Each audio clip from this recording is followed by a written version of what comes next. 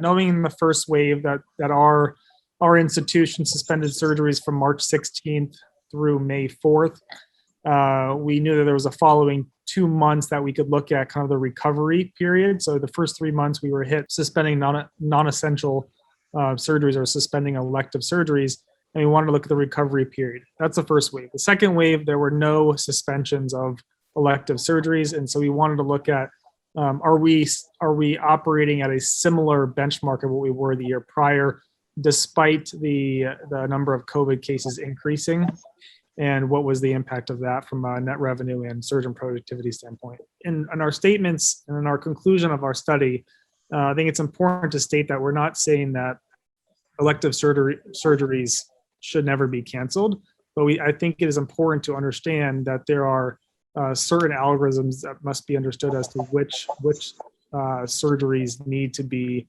prioritized over others. And I think ACS and CMS actually provided guidelines as to how to divvy out the most important surgeries into different domains. And I think it's important to follow those and correlate that with the capacity of the hospital.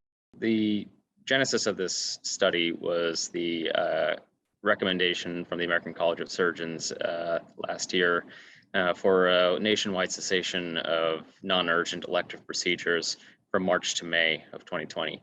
And the thought process that we were going through is, well, what does that mean both for individuals who require surgery in these 3 months, maybe not emergently or urgently, but need surgery nonetheless? And how does this affect all the other people down the line who are going to end up in the backlog that results from limited capacity and substantial demand? And so that is exactly the question we're trying to address. I don't think there's an answer to that. And I think we're still seeing the effects of what that cessation, as well as changes in the delivery of healthcare, as well as a change in consumer and patient behavior, is on the actual delivery of healthcare.